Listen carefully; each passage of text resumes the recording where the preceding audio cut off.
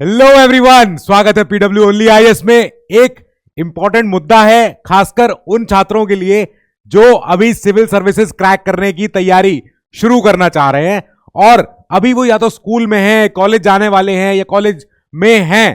तो उन लोगों के लिए थोड़ा सा एक क्वेश्चन उठ रहा है कि सर क्या हमारा कॉलेज में जो सब्जेक्ट्स हैं, हमारा कॉलेज का जो स्ट्रीम है जो हमने चुनी है, क्या वो बेनिफिशियल है हमारी सिविल सर्विसेज की तैयारी के जर्नी में।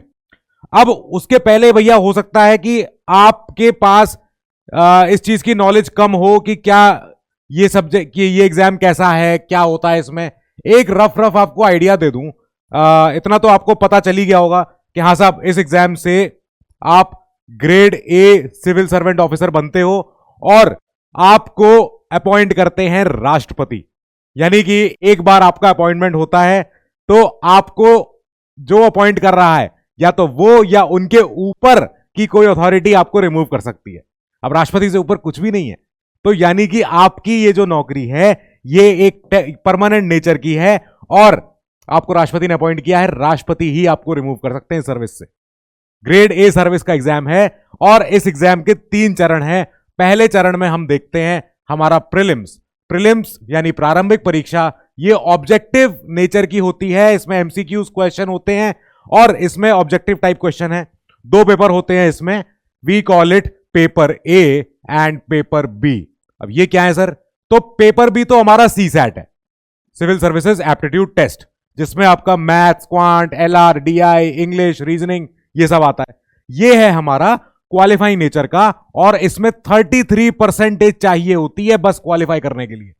200 नंबर में से आपको 33% चाहिए इस पेपर को क्वालिफाई करने के लिए। फिर आपका paper A that is general studies, जिस पेपर के लिए ये सारी जद्दोजहद है, जिस पेपर के लिए ये सारी माथापच्ची लड़ाई है।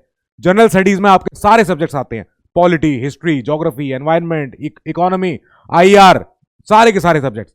अब ये भी 200 नंबर का ही है, ये भी 200 नंबर का ही है। इन 200 नंबर में से आपको चाहिए होते हैं सेफ साइड पे 110, अगर जनरल कैटेगरी से है तो आपको चाहिए 50% इस पेपर को क्लियर करने के लिए, प्रीलिम्स को। जब ये क्लियर हो जाता है फिर हम जाते हैं अपने मेंस में।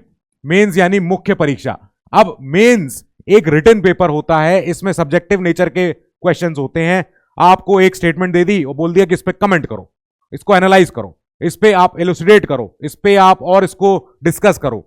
तो ऐसे आपके पास 9 पेपर होते हैं, 9 पेपर, और 9 पेपरों में से ऐसे 2 पेपर होते हैं जो होते हैं क्वालिफाइंग नेचर के। और ये पेपर इनको बोलते हैं कि इनको बस आपको क्वालिफाई करना है, बस सेम इसी तरीके से 33% चाहिए। इंग्लिश लैंग्वेज और आपकी मदर टंग, जैसे हिंदी हार्टलैंड में बच्चे जनरली हिंदी चूज करते हैं। कोई हो सकते हैं जो इंडिया के किसी और रीजन से आते हो, वो अपने वहां की लोकल लैंग्वेज, वर्नाक्युलर लैंग्वेज को चूज कर लें। तो इंग्लिश और एक मदर टंग का पेपर वो क्वालिफाइंग नेचर का हो जाएगा और क्वालिफाइंग, ठीक है। बचे हुए जो 7 पेपर होंगे ये आपके टोटल में काउंट होंगे। अब ये टोटल नंबर होते हैं 1750, 250 नंबर का सारे पेपर होते हैं। उसमें से जो ये 7 पेपर हुए, अब इनके नंबर टोटल हुए 1750। इसमें से जनरली बच्चों के आते हैं 800-900 इस रेंज में, GS1, GS2, GS3, GS4, optional ए, ऑप्शनल बी, ठीक है। ये पेपर हैं। अब इसमें जो ऑप्शनल पेपर होता है ना, इसी ऑप्शनल पेपर पे ही सारा गेम डिपेंडेंट होता है और इस ऑप्शनल पेपर से ही तय हो जाता है कि आपकी रैंक क्या आएगी, आपका स्कोर कितना आएगा, आपका करियर आगे चल के कहां तक आप पहुंचोगे। फाइनेंस सेक्रेटरी बनोगे, एग्रीकल्चरल सेक्रेटरी बनोगे, कॉमर्स सेक्रेटरी बनोगे, विदेश सचिव बनोगे, सारा का सारा ऑप्शनल बहुत बहुत ज्यादा रोल निभाता है आपके आने वाले अगले 40 साल करियर में भी, ठीक है। जब आपका मेंस क्वालिफाई हो जाता है, यूपीएससी रिजल्ट निकाल देता है और कहता है कि हाँ साहब हमने इतने बच्चों को चुना है जिन्होंने मेंस क्वालिफाई किया है। अब ये बच्चे आगे चल के अपने पर्सनालिटी टेस्ट में जाते हैं। पर्सनालिटी टेस्ट क्या होता है कि यहां पे ये चेक किया जाता है कि जो आपकी पर्सनालिटी है, जैसा आपका व्यवहार है, जैसा आपका जो आपका आज का तौर तरीका है, क्या वो सर्विसेज के लिए फिट है कि नहीं। तो पर्सनालिटी टेस्ट हुआ, यानी कि कुल मिला के आप इसको इंटरव्यू कह लो, आप इसको अपना वाइवा कह लो, कुछ भी कह लो। इसमें आता है टोटल हमारा 275 नंबर का। 275 और 1750 ये दोनों ही मिलके आपकी फाइनल मेरिट लिस्ट का टोटल मार्क्स बनाते हैं, जो टोटल आता है 2025 नंबर में से। अब जो रैंक वन आती है वो रैंक 1000 1100 इतने पे रैंक वन आ जाती है। ये देश का इकलौता एग्जाम है जहां पे 50% में तो रैंक वन आती है। तो इतना भी लाना बहुत टफ हो जाता है, सीटें बहुत कम है, एग्जाम टफ है, एवरीथिंग।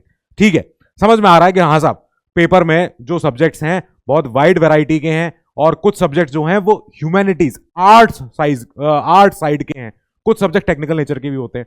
तो उसी पे ही सारी लड़ाई है कि सर हमारा ऑप्शनल, कि सर हमारा कॉलेज का स्टडी कैसी हो, हमारा कॉलेज कैसा हो, हम साइंस लें, एग्रीकल्चर लें, हम बीए करें, बीकॉम करें, लॉ करें, मेडिकल लाइन में जाएं, क्या करें।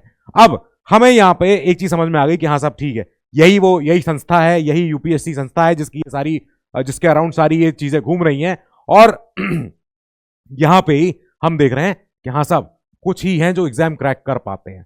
10 से 11 लाख बच्चे ये फॉर्म का एप्लीकेशन डालते हैं, और घटते घटते ये नंबर एक साल के बाद जब सिलेक्शन हो जाता है, फाइनल रिजल्ट में आते हैं, रफली 1000 भी नहीं, 1000 से भी कम कभी कभी इतने बच्चे सेलेक्ट हो पाते हैं। यानी देख रहे हो 10-11 लाख से लेके कुल 1000 बच्चे जो फाइनल मेरिट लिस्ट में अपनी जगह पा पाते हैं। अब इन्हीं फाइनल मेरिट लिस्ट में आने का हमारा सपना है, तो हम उसके लिए कैसे प्रिपेयर हों? अगर हमको कोई बातें बता रहा है, तो अगर कोई बातें बता रहा है तो वो कम से कम फैक्ट्स तो लेके आए। इसीलिए अगर मैं आपको कोई बात बोलूं तो जरूरी है, मेरे is absolutely necessary for me कि मैं अपनी बात को बोलते हुए उसके लिए कुछ प्रूफ लेके आऊं, कुछ डेटा लेके आऊं, अपनी बात को सब्सटेंशिएट करूं। तो प्रूफ क्या है, सोर्स क्या है? एक ऐसा, हमने पार्लियामेंट्री पैनल की रिपोर्टें देखी हैं कई सारी। इन्होंने ये पाया है कि ज्यादातर ऐसे 2 प्रोफेशन हैं जो डोमिनेट कर रहे हैं इस एग्जाम में। अब समझ में आ रहा है कि हाँ साहब ये जो प्रोफेशन है ये टेक्निकल नेचर के हैं। हमारे देश में जनरली हमारे पेरेंट्स ने ऐसा बना रखा है कि साहब मेरा बच्चा या तो इंजीनियर बनेगा, डॉक्टर बनेगा, लॉयर बनेगा, या अगर नहीं पढ़ेगा तो कॉमर्स में जाएगा। ठीक है, ऐसी कोई बातें बच्चों ने सुनी है अपने पेरेंट्स से कि नहीं पढ़ाई करोगे, 10th में नंबर नहीं अच्छे आएंगे, तब जाके तुम कॉमर्स ले लेना। कई स्कूल भी ऐसे ही करते हैं, जो ये कहते हैं कि जो बच्चों ने अगर 80% नहीं लाए अपने 10th बोर्ड में तो वो साइंस नहीं ले सकते हैं। ये गलत धारणा है, बहुत खराब है, बच्चों की मानसिकता के लिए खराब है। साथ ही कॉमर्स स्ट्रीम के लिए ये एक नाइंसाफी है कि उनके साथ ही गलत हो रहा है। अब खैर ठीक है, अभी तक जो पैटर्न है, जो हमने एक पूरा ट्रेंड देखा है, वो ये कह रहा है कि देश में कई लाख बच्चे, 8 लाख इतने बच्चे हर साल ग्रेजुएट होते हैं इंजीनियरिंग से। अब अगर 8 लाख बच्चे हैं जो खाली इंजीनियर ही हैं, अब वो बच्चे अप्लाई करते हैं फॉरेन में, वो बच्चे अप्लाई करते हैं प्राइवेट जॉब्स में, सरकारी नौकरियों में, यूपीएससी में भी, एसएससी में भी, पीसीएस में, रेलवे में, बैंकिंग में, हर जगह। तो जाहिर बात है कि जो ज्यादा तादाद है, वो ज्यादा तादाद में से अच्छे टैलेंटेड बच्चे यहां भी दिखेंगे। ठीक बात हुई। ऐसे ही डॉक्टर्स भी ऐसे ही हैं। कई डॉक्टर्स की लाइन में तो स्टडी लाइफ टाइम चलती रहती है, पर कुछ ऐसे बच्चे होते हैं जो प्रोडिजी होते हैं, तो वो कहते हैं कि हम तो यूपीएससी भी निकाल सकते हैं, हम टैलेंटेड हैं, और हम इतना जब पढ़ाई कर सकते हैं एमबीबीएस की, तो एक एग्जाम और सही, ठीक है यूपीएससी भी निकालेंगे। निकालते भी हैं लोग। अब यही हमने देखा है, पार्लियामेंट्री पैनल की रिपोर्ट भी यही कहती है कि इस एग्जाम में 2 प्रोफेशन डोमिनेट कर रहे हैं, एंड हम सजेस्ट करते हैं यूपीएससी को कि वो अपने इस पैटर्न, इस रिक्रूटमेंट को, ये जो भर्ती को अपने फिर से रीइवैल्यूएट करे कि क्या ये सही तरीका है कि नहीं। क्योंकि पिछले 1 दशक में हमने पाया है 70% से ज्यादा जो कैंडिडेट्स हैं वो गए हैं फ्रॉम टेक्निकल बैकग्राउंड्स या मेडिकल बैकग्राउंड्स, ऐसे बैकग्राउंड से आ रहे हैं। यानी कि डाइवर्सिटी पूरी नहीं आ पा रही है, कुछ ही चुनिंदा फील्ड से ही कैंडिडेट्स आ पा रहे हैं। तो इसको और ज्यादा डाइवर्स करना चाहिए। 70% ही एक ही कैटेगरी से आ रहा है, एक ही तरीके की फील्ड ऑफ स्टडी से आ रहे हैं। So it should be more diversified to include all the spectrum of society. ठीक है, अब इसी को और आगे बढ़ाते हैं इस डिबेट को, और हम देख रहे हैं पिछले 1 दशक में जो यूपीएससी के डेटा ने जो इंफॉर्मेशन रिवील करी है, वो ऐसा कहती है कि देखो इंजीनियरिंग के जो कैंडिडेट्स हैं वो तो उनकी संख्या तो बढ़ी है। मतलब 2011 में 46% बच्चे थे जिन्होंने एग्जाम लिखा और सेलेक्ट हुए। ठीक है, ये 2020 में 65% हो गए। मतलब लास्ट दशक में 2011 से लेकर 2020 का दशक देख लो, इसमें 46% से लेकर 65% हो गया। इसके बाद मेडिकल बैकग्राउंड में ये नंबर थोड़ा सा कम जाता है, जैसे 14% था 2011 में, और ये घट के रह गया 4% पे। हैं अभी भी, पर लेकिन कम हो गए। अब ये हमको बता रहा है कि ऐसे छात्र, ऐसे जो अभ्यर्थी हैं, कैंडिडेट्स हैं जिनका ह्यूमैनिटी बैकग्राउंड है, ह्यूमैनिटी बैकग्राउंड, इनका एक वेरिएशन रहता है 23% से लेकर 28% तक। मतलब अगर 100 बच्चे अगर कर रहे हैं, उसमें अभ्यास कर रहे हैं यूपीएससी की तैयारी में, तो उसमें से इतने तो यहां से आ रहे हैं, इतने यहां से आ रहे हैं, और ह्यूमैनिटीज के बच्चे इतने आ रहे हैं। ह्यूमैनिटीज माने ऐसे आर्ट्स वाले सब्जेक्ट्स, जैसे जिन बच्चों ने इकोनॉमिक्स में अपना ग्रेजुएशन किया है, दिल्ली स्कूल ऑफ इकोनॉमिक्स से किया है, दिल्ली यूनिवर्सिटी से किया है, किसी और कॉलेज से किया है, या किसी ने हिस्ट्री में एमए किया है, बीए किया है, या किसी ने म्यूजिक में पढ़ाई करी है, किसी ने कोई और आर्ट्स वाले सब्जेक्ट, किसी ने और ऐसे ह्यूमैनिटी वाले सब्जेक्ट जो होते हैं जो ह्यूमन साइंसेस के साथ रहते हैं, पॉलिटिकल साइंस, एंथ्रोपोलॉजी, हिस्ट्री, ये सब्जेक्ट्स को हम बोलते हैं कि ह्यूमैनिटीज से आए।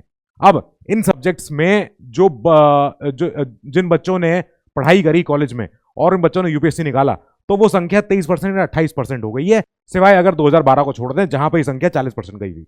फिर 2012 के बाद आपको याद ही होगा कि यूपीएससी के पैटर्न में बदलाव आया 2013 में, क्योंकि बच्चों ने बहुत विरोध किया, प्रदर्शन हुए, सब कुछ हुआ। फिर इसके बाद और कहानी को आगे बढ़ाते हैं, इस डिबेट को आगे बढ़ाते हैं, जब यूपीएससी ने अपना एक डेटा पब्लिश किया, क्योंकि यूपीएससी के ऊपर एक कॉन्स्टिट्यूशनल प्रेशर है, मैंडेट है, और उस आर्टिकल का नाम है आर्टिकल 323 क्लॉज 1, कि ये कहता है कि साहब यूपीएससी के ऊपर ये जिम्मेदारी है कि वो डेटा फर्निश करता रहे। तो यूपीएससी हर साल एक डेटा पब्लिश करता है। हमने 2020 का डेटा उठाया कि यूपीएससी ने क्या दिया, लाओ देखें। तो हमें समझ में आया बैचलर डिग्री वाले बच्चे और हायर डिग्री वाले बच्चे, हायर माने जो बैचलर, मतलब एक बैचलर प्रोग्राम के बाद जिन्होंने पीजी किया है, जिन्होंने मास्टर्स किया है, तो पहले बैचलर वालों को उठाओ। इसमें हम देख रहे हैं ह्यूमैनिटीज से, मतलब आर्ट्स साइड से जो बच्चे आए हैं, जैसे लॉ हुआ, जैसे हिस्ट्री हुआ, जैसे पॉलिटिकल साइंस हुआ, एंथ्रोपोलॉजी हुआ, इकोनॉमी हुआ, इन छात्र, जैसे अगर मान लेते हैं 200 छात्र हैं, ऑलमोस्ट 197, तो 200 में से सेलेक्ट हुए 84, यानी कि 42.6% बच्चे ह्यूमैनिटी साइड से आए हैं, और साइंस, मेडिकल और इंजीनियरिंग साइड से आए हैं 39.8%, 44 और 40%। ठीक है, मतलब दिख रहा है, हाँ साहब, मोटा मोटे तौर पे इंजीनियर्स 1236 बच्चे थे जिन्होंने ये यहां पे 2020 में इंटरव्यू दिया है। 1236 बच्चे इंजीनियर हैं, ह्यूमैनिटी से आए हैं 200 बच्चे। ठीक है, मतलब एक 200 का फिगर है, एक 1200 प्लस का फिगर है। अलग ही मतलब दिख रहा है, पैरामीटर बहुत आगे है, इंजीनियर्स बहुत ज्यादा तादाद में है, क्योंकि इंजीनियर्स ऑलरेडी तादाद में है। बस यही इस देश का फॉर्च्यून भी है, मिसफॉर्च्यून भी है। नाउ हायर डिग्री का भी डेटा ऐसा ही कुछ है, सिमिलर है, कोई इसमें ज्यादा जद्दोजहद है नहीं। थोड़ा इसके पीछे जाओ, अब ये 2017 का फिगर है, ये 2019 का फिगर है, सेम स्टोरी रिपीट हो रही है, स्टोरी में ज्यादा बदलाव नहीं हुआ है। बैचलर डिग्री में हमारे यहां ह्यूमैनिटीज से आए हैं 250 बच्चे, और इंजीनियरिंग से आए हैं 1536 बच्चे जिन्होंने इंटरव्यू दिया है। अब ये इंटरव्यू देने वाले बच्चे, ये इंटरव्यू क्लियर करने वाले बच्चे हैं, तो जाहिर है जो बच्चे ज्यादा हैं वो बच्चे ज्यादा क्लियर भी कर रहे होंगे। अब ह्यूमैनिटीज के बच्चे 250 में से आए 100, और इंजीनियरिंग के बच्चे आए 1500 में से 637। फिगर बहुत अच्छा है, ये दिखा रहा है कि इंजीनियर्स इस एग्जाम को डोमिनेट कर रहे हैं। ठीक बात है, क्योंकि इंजीनियर्स हर जगह अप्लाई कर रहे हैं, प्राइवेट जॉब में कर रहे हैं, फॉरेन जाके मास्टरी कर रहे हैं, सरकारी नौकरी में अप्लाई कर रहे हैं, अपना स्टार्टअप कर रहे हैं। इंजीनियर्स हैं इतने ज्यादा, तो वो जाहिर बात है कि वो हर जगह चमकेंगे जहां जहां वो टैलेंटेड हैं। ठीक बात। 2019 का जो डेटा है सिमिलर लाइंस पे ही है, ऐसा ही वो भी है। इंजीनियरिंग बच्चे 1382 बच्चे, ऑलमोस्ट 1400 बच्चे, 1400 में से 550 बच्चे ऑलमोस्ट सिलेक्ट हुए हैं जो इंजीनियर्स थे, जिन्होंने इंटरव्यू दिया था, और इंटरव्यू क्लियर करने वाले ये बच्चे। ठीक बात। अब ये जब हो रहा है तो इसकी थोड़ी सी एनालिसिस जरूरी है। एनालिसिस ये भी कह रही है कि ऐसा ही नहीं है, अगर इंजीनियर किसी ने अप्लाई किया तो उसकी पढ़ाई इंजीनियरिंग कॉलेज में थी, उसने वही पढ़ाई करी यूपीएससी के लिए भी नहीं। यहीं पे ट्विस्ट है। यहां पे ट्विस्ट ये कह रहा है कि इनका, जहां तक तुम एकेडमिक बैकग्राउंड की बात कर रहे हो, तो हमें समझ में आ रहा है कि 63% बच्चे जो हैं, जो एग्जाम लिखने वाले, जितने टोटल बच्चे हैं, एग्जाम टोटल लिखने वाले बच्चों में से 63% बच्चे इंजीनियरिंग साइड से हैं। इसके बाद 24%, 6% और 6.1% ये आ रहे हैं ह्यूमैनिटीज से, साइंस से, मेडिकल साइंस से। लेकिन ट्विस्ट आता है जब 82% बच्चे, 82% बच्चे, 82% बच्चे ये कहते हैं टोटल बच्चों में से कि साहब भले ही हम इंजीनियर हों, भले ही हम आर्ट्स के हों, भले ही हम कोई मेडिकल लाइन के हों, लेकिन हमने जो अपना ऑप्शनल चुना है, जो हमारा ऑप्शनल सब्जेक्ट है, वो हमारा ह्यूमैनिटीज है। क्यों? इसके पीछे का एक बहुत सिंपल रीजन है कि इस एग्जाम का जो प्रमुख हिस्सा है वो ह्यूमैनिटीज से रिलेटेड है। ठीक है, मैंने आपको दिखाया भी जो प्रीलिम्स, मेंस और इंटरव्यू जितना हमारा है, तो ये सारी पढ़ाई ह्यूमन साइंसेस के अराउंड है, ह्यूमन लाइफ के अराउंड है। Polity, economy, history, IR, international relation, ये सारे इंसानों ने बनाए हैं ना, ये सारे सब्जेक्ट्स इंसानों के अराउंड घूम रहे हैं। अब फिजिक्स, मैथ्स, केमिस्ट्री, बॉटनी, ये तो नेचर के सब्जेक्ट्स हैं, ये तो हैं ही हैं प्रकृति में। अब ये सारे सब्जेक्ट्स होते हैं जो इधर यूपीएससी में पढ़ रहे हैं, for the humans, by the humans, of the humans. तो इसी को बोल दिया हमने ह्यूमैनिटी सब्जेक्ट्स। बच्चों ने, चाहे वो साइंस का हो, इंजीनियरिंग साइड का हो, किसी भी साइड का हो, उसने चुना है, 82% बच्चों ने चुना है humanities. Anthropology, PSIR, socio, geography, history, सारे इकोनॉमी, लॉ, ये वाले सब्जेक्ट्स। ठीक है, कुछ ही चुनिंदा बच्चे बचे, 9.6%, 4.7%, 3.1%, जिन लोगों ने चुना है अपने अपने साइंस, इंजीनियरिंग और मेडिकल साइंस। यानी कि हमें ये चीज समझ में आ गई कि भले ही this shows that most of the candidates have made a cross domain shift, यानी कि भले ही बच्चा किसी भी फील्ड का रहा हो, इंजीनियर रहा हो, लॉ ग्रेजुएट रहा हो, बीकॉम किया हुआ हो, उसने कुछ और स्टेम फील्ड में कुछ और काम किया, स्टेम फील्ड कहते हैं इनको, जो साइंस, टेक्नोलॉजी, इंजीनियरिंग और मैथमेटिक्स, तो इन फील्ड्स को बोला जाता है स्टेम फील्ड। भले ही बच्चा स्टेम फील्ड से आया हो, लेकिन उसने यूपीएससी की तैयारी के लिए चुना है ह्यूमैनिटी सब्जेक्ट। 82% बच्चे बहुत होते हैं ये, यानी ऑलमोस्ट पूरा ही। तो इसके पीछे का रीजनिंग क्या है? एक रीजनिंग तो ये कि साहब जीएस से ओवरलैप है, कि साहब जीएस में जो हमारा सब्जेक्ट्स हैं वही ऑप्शनल ले लो, उससे हमारा ऑप्शनल दिखने में आसान लगेगा। एक फायदा, एक डोमिनेंस ये भी है कि इंजीनियरिंग कैंडिडेट्स जो होते हैं ना, इंजीनियरिंग वाले छात्रों के पास लिस्ट कम है ऑप्शनल्स में। अगर मैं बायोकेमिकल इंजीनियर हूं तो मेरी बायोकेमिकल इंजीनियरिंग जैसा कोई विषय है ही नहीं ऑप्शनल की लिस्ट में। या अगर मैं पेंट टेक्नोलॉजी से हूं, अगर मैं प्लास्टिक टेक्नोलॉजी से हूं, अगर मैं कोई ऐसी विचित्र टेक्नोलॉजी से हूं जो कि बहुत कम है, हमारे इंडिया में पढ़ाई जाती है, कम जगह पढ़ाई जाती है, तो वो ऑप्शनल में जगह नहीं बना पाती अपनी। ऑप्शनल में जगह बनाते हैं mechanical engineering, civil engineering, electrical engineering, ऐसे कोर इंजीनियरिंग सब्जेक्ट्स। तो ये तो हैं अपने अपने पूरे पूरे। इसके बाद मेडिकल साइंस है। तो कुछ लोग क्या करते हैं, जिन्होंने एमबीबीएस किया, वो उन्होंने अपना 5 साल वही पढ़ाई करी एमबीबीएस में, उसी को उन्होंने अपना ऑप्शनल बना लिया, उसको पढ़ लिया। अब जो बच्चे, कई इंजीनियर्स होते हैं जो कहते हैं साहब हमने 4 साल हमने इंजीनियरिंग पढ़ी है, पर हम उसमें इतने पारंगत नहीं है। पारंगत होते तो हम कहीं जॉब ऑलरेडी पा चुके होते। ठीक है, कोई बात नहीं। अब इन बच्चों ने क्या किया कि अपना इंजीनियरिंग विषय को छोड़ दिया। इन्होंने कहा नहीं, अब हम ले रहे हैं हिस्ट्री पढ़ेंगे। तो हिस्ट्री का हमारे पास कई सारे कोचिंग इंस्टीट्यूट्स हैं जो हिस्ट्री का मटेरियल देते हैं। कई सारे ऐसे जो टीचर्स हैं, या स्टडी मटेरियल का बिल्कुल अवेलेबिलिटी अच्छी है, कई स्टडी मटेरियल है। कई ऐसे ऑप्शनल सब्जेक्ट्स हैं जिनका स्टडी मटेरियल है ही नहीं, तो वो प्रॉब्लम आ रही है।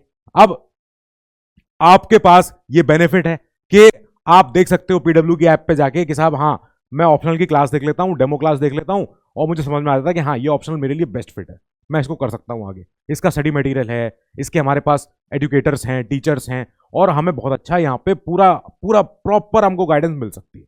तो ऐसे चुनाव हो जाता है ऑप्शनल का। दूसरा, ये समझ में आ रहा है कि हाँ साहब, इन कैंडिडेट्स के पास तो लिमिटेड ऑप्शनल सब्जेक्ट्स ही बचे हैं, इसलिए इनको लेना पड़ रहा है। तीसरा भैया यही है कि हाँ साहब, कई ऐसी कोचिंग्स हैं, कई ऐसे इंस्टीट्यूट्स हैं जो ट्रेंड फॉलो करते हैं, जो डिमांड को एंटिसिपेट करते हैं, डिमांड को देखे हुए हैं कि बच्चों का चुनाव जाता है पीएसआईआर पे, जो उनका जीएस में हेल्प करे। बच्चों का चुनाव जाता है ज्योग्राफी पे, जो जीएस में हेल्प करे, हिस्ट्री पे, एंथ्रो पे, या सोशियोलॉजी पे। तो ऐसे सब्जेक्ट्स जो उनके ऑप्शनल में तो नंबर देंगे ही देंगे उनको, साथ ही उनको जीएस में भी महारत अलग से एक एडवांटेज देंगे, एडवांटेज। ठीक है, ये इनको मिल रही है। और इंजीनियर्स ने अपना खूब क्रॉस डोमेन शिफ्ट किया है, अपना पुराना इंजीनियरिंग छोड़ दिया कि हाँ ठीक है, जो हमने पढ़ा, फ्लूइड मैकेनिक्स पढ़ लिया, थर्मोडायनेमिक्स पढ़ लिया, अब कहाँ नहीं पढ़ रहे, हम तो ये पढ़ेंगे अपना। ठीक है, एंथ्रो पढ़ रहे हैं। नाउ आगे चलो तो ये समझ में आएगा कि क्या अगर ऑप्शनल पे फाइट होने जा रही है, अगर ऑप्शनल ही हमारा सारा गेम चेंजर है, तो कौन सा ऑप्शनल बेस्ट है भैया, ये बता दो सर। अब जो आपको ये कह रहा है कि हाँ साहब ये ऑप्शनल ले लो, ये वाला सबसे बढ़िया है, वो आपका हितैषी नहीं है, ये बात जान लेना। क्योंकि ऑप्शनल ऐसा है ही नहीं कि मैं या कोई भी जना ये बोल सके कि साहब फलाना ऑप्शनल बेस्ट है, फलाने ऑप्शनल से ही सिलेक्शन होगा, नहीं तो नहीं होगा। वो गलत बात है। ऑप्शनल हम देखेंगे, अगर अब खाली नंबर्स पे जाऊं मैं कुल मिला के, तो मुझे दिखेगा कि हाँ ऐसे कुछ ऑप्शनल्स हैं जिनको हम बोलते हैं ह्यूमैनिटीज ए। इसमें आते हैं हमारे एंथ्रोपोलॉजी, ज्योग्राफी, हिस्ट्री, तो ऐसे सब्जेक्ट्स हैं यहाँ पे। और इसके बाद थोड़ा सा कम नंबर है ह्यूमैनिटी बी सब्जेक्ट्स का, जिसमें आते हैं हमारे इकोनॉमी आता है, जिसमें हमारा आगे लॉ आता है, हमारे बाकी पबैड आता है, पीएसआईआर आता है, वो यहां पे आते हैं। इसके बाद आगे चलो और तब जाके आपको दिखेगा लिटरेचर ऑफ लैंग्वेजेस, यानी कि जो लैंग्वेज जो लोगों की होती है, किसी की अगर उड़िया लैंग्वेज है, किसी की मैथिली लैंग्वेज है, किसी की सिंधी लैंग्वेज है, तो उन्होंने क्या किया, उस लैंग्वेज में अपना लिटरेचर पढ़ा, कौन से ऑथर हैं, कौन सी नॉवेल हैं, कहानियां हैं, पोएम हैं, चीजें हैं, बहुत सारे उन्होंने प्रोज पोएट्री सब पढ़ डाली। उन्होंने अपना उस लैंग्वेज के लिटरेचर को उन्होंने अपना ऑप्शनल बनाया, जो हमारे संविधान के शेड्यूल में लिखी हुई है। आज आप ये 22 लैंग्वेज है, इनमें से कोई से भी चुन लो, ठीक है, मणिपुरी, आसामी, बंगाली, ओडिया, कन्नड़, मलयालम, ठीक है, ये हमारा फिर एक ऑप्शनल बनता है, एक सेट ऑफ ऑप्शनल। इसके बाद ऊपर चलोगे तब आप पाओगे साइंस ऑप्शनल, जैसे एग्रीकल्चर, जैसे केमिस्ट्री, जैसे बॉटनी, जैसे जूलॉजी, मैथमेटिक्स, ये ऑप्शनल यहां ये वाले साइंस वाले ऑप्शनल आपको कम दिखेंगे, ये वाले। फिर और ऊपर चलो तो मेडिकल साइंस, इतना सा रह गया।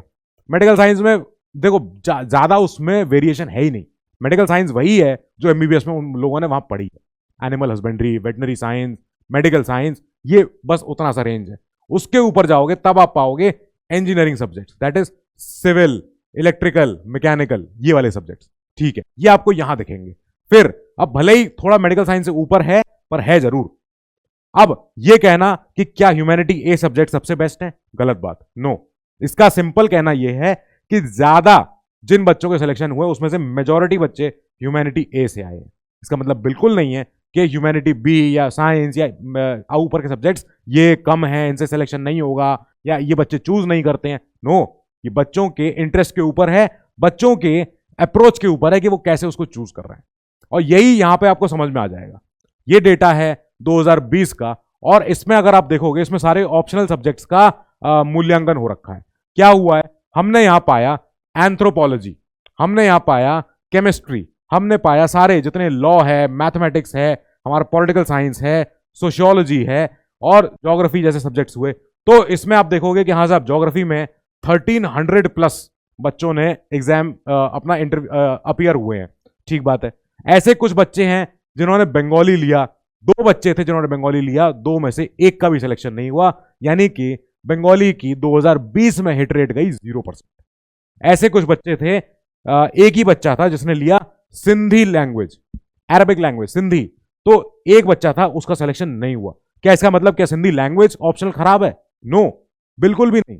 और क्या इसका मतलब यह है कि ज्योग्राफी बेस्ट है? नहीं, ऐसा भी नहीं है। बस यह है कि ज्यादातर बच्चों का जो एरिया ऑफ इंटरेस्ट था वो ज्योग्राफी निकला, कम बच्चों का एरिया ऑफ इंटरेस्ट ये बना। अब ज्योग्राफी का जो परसेंटेज ऑफ सिलेक्शन निकला वो निकला 7.2%, ठीक है, यानी कि 1500 में से 7% बच्चे ही क्वालिफाई करवा पाए, अपने आप को अपना नाम लिस्ट में देख पाए फाइनली।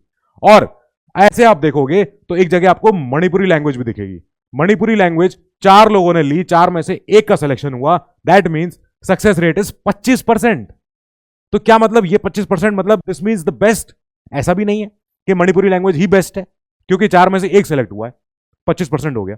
और यहां ज्योग्राफी में 1300 में से 7% सिलेक्ट हुए हैं, तो क्या ज्योग्राफी खराब है? नहीं, ऐसा बिल्कुल नहीं है। यहीं पे ये क्लियर हो जाना चाहिए कि आप सारे ऑप्शनल देख रहे हो, सब में से सिलेक्शन हो भी रहे हैं, कुछ में सिलेक्शन नहीं भी हो पा रहे हैं। क्या करें, 2-1 बच्चे थे लेकिन क्वालिफाई नहीं करवा पाए, ऑप्शनल में उनसे अच्छा स्कोर लोगों का आया, वो रह गए। बस यहीं पे सारी कहानी खत्म हो जाती है। अब एक कहानी जो शुरू होती है, जो आपके लिए जो क्वेश्चन है, इस वीडियो का जो एजेंडा है वो यही है कि हमको सर ये बता दो कि क्या कर लें ऐसा कि हमारा सही हो जाए सब कुछ। तो भैया एक इसका आंसर है ही नहीं, और इसका आंसर शुरू होता है ऐसे कि क्या मैं ह्यूमैनिटी लूं, क्या मैं आर्ट्स वाले सब्जेक्ट्स लूं, क्या मैं ऐसे सब्जेक्ट ले लूं, अभी से मैं क्लास 12th में हूं और मैं ह्यूमैनिटीज वाला सब्जेक्ट उठा लूं, आर्ट्स वाला, इकोनॉमी वाला, हिस्ट्री वाला, और मैं उसमें अपना वही पढ़ाई करूं और वही मेरा आगे चल के यूपीएससी का मेरा वो बन जाए सिलेबस। या मैं स्टेम फील्ड में चले जाऊं। स्टेम फील्ड माने मैं आपको बताया, science, technology, engineering, mathematics fields. तो ह्यूमैनिटीज में एडवांटेज तो है, देखो एडवांटेज क्या है कि आपने वही कॉलेज में पढ़ाई करी है, कॉलेज सिलेबस से ओवरलैप हो रहा है। अब जब आप कॉलेज में 3 साल 4 साल ये पढ़ते हुए आए हो, तो आप जब यूपीएससी का सिलेबस उठा के देखोगे ना, तो आपको कुछ अचंभा नहीं मिलेगा। आपने हिस्ट्री से बीए किया या आपने लॉ किया, ठीक है, लॉ की पढ़ाई करी, आपने इकोनॉमी की पढ़ाई करी, पॉलिटिकल साइंस से आपने बीए कर लिया, या आपने डीयू में एडमिशन लिया और आपने कहा कि मैं तो पढ़ूंगा सोशियोलॉजी, तो सोशियोलॉजी से आपने बीए कर लिया, फिर आप आए यूपीएससी की तैयारी में, आपने कहा अरे ये तो मैंने पढ़ा हुआ था, मेरा तो काम आसान हो गया। फिर दूसरा क्या है एडवांटेज कि हाँ ये जीएस से ओवरलैप भी होते हैं। जीएस जो मेन हमारा चंक बनता है इस एग्जाम के सिलेबस का, चाहे प्रीलिम्स हो, चाहे मेंस हो, चाहे इंटरव्यू हो, तीनों स्टेजेस पे हम देखेंगे कि जीएस से ओवरलैप मिलता है ह्यूमैनिटीज सब्जेक्ट्स का। ह्यूमैनिटी सब्जेक्ट्स का वही वाले ह्यूमैनिटी सारे, आर्ट्स, इकोनॉमी, हिस्ट्री, ज्योग्राफी, ये वाले सब्जेक्ट्स, ठीक है। एक फायदा एक और जो मिलता है वो ये है कि you don't get surprised, surprise नहीं होते हो, आपको पहले से ही पता है, आप करते हुए आए हो। स्टेम फील्ड के पास यहां पे एक प्रॉब्लम होती, एक प्रॉब्लम भी है, साथ ही ये उनके लिए फायदा भी है।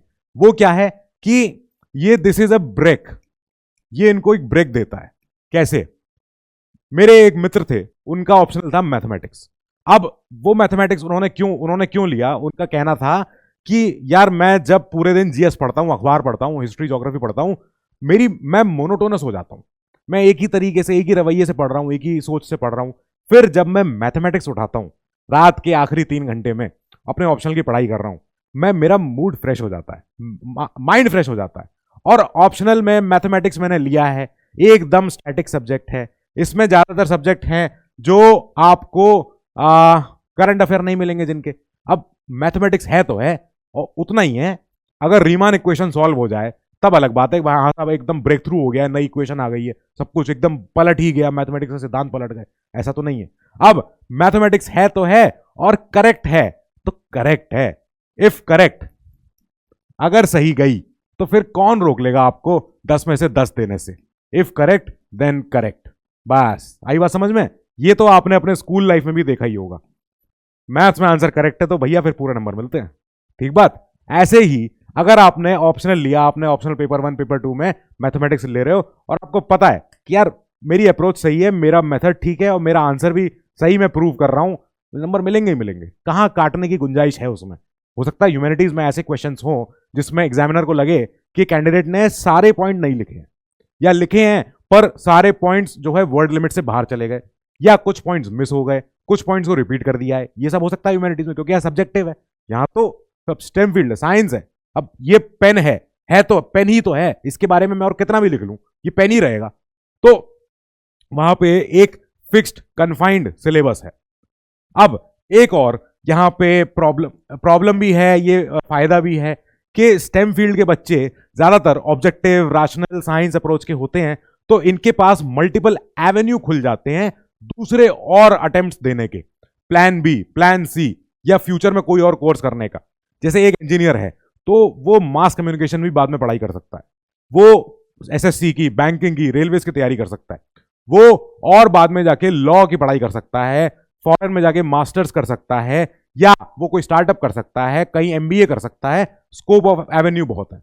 यहां पे क्या है, यहां पे हमारे जो फर्दर स्टडी करेंगे तो हम अपना जेआरएफ निकालेंगे, हम अपना नेट क्वालिफाई करेंगे, टीईटी क्वालिफाई करेंगे, बीटीसी क्वालिफाई करेंगे, पीएचडी करेंगे, तो आगे हमें अपनी फर्दर स्टडी इसी डोमेन में ही रखनी पड़ेगी, ठीक है। तो हम देखेंगे कि हां दोनों तरफ हमारे पास एडवांटेज अलग अलग तरीके की है। कैसी? यहां पे एडवांटेज है रेलेवेंसी की, यहां पे रेलेवेंसी है इस एग्जाम से। दूसरा यहां पे एडवांटेज है कि यहां पे स्कोप ऑफ एवेन्यू बहुत बड़े हैं, ठीक है, मल्टीपल एवेन्यूज हैं, यहां पे अप्रोच ही अप्रोच है। आप देखो तो सही कहां पे आपका इंटरेस्ट कर रहा है जाने का।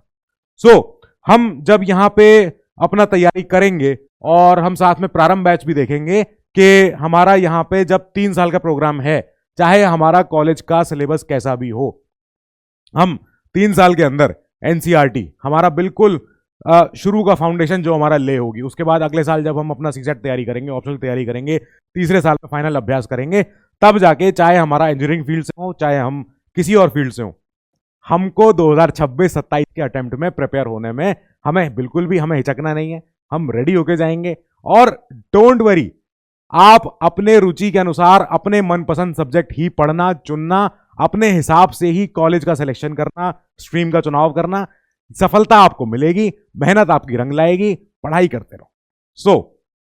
ये था हमारा साइंस और आर्ट्स के बीच में एक थोड़ा सा मूल्यांकन, ये समझाने के लिए कि कैसे कैसे दोनों फील्ड्स का अपना अपना रेलेवेंसी है। Till then stay safe, thank you.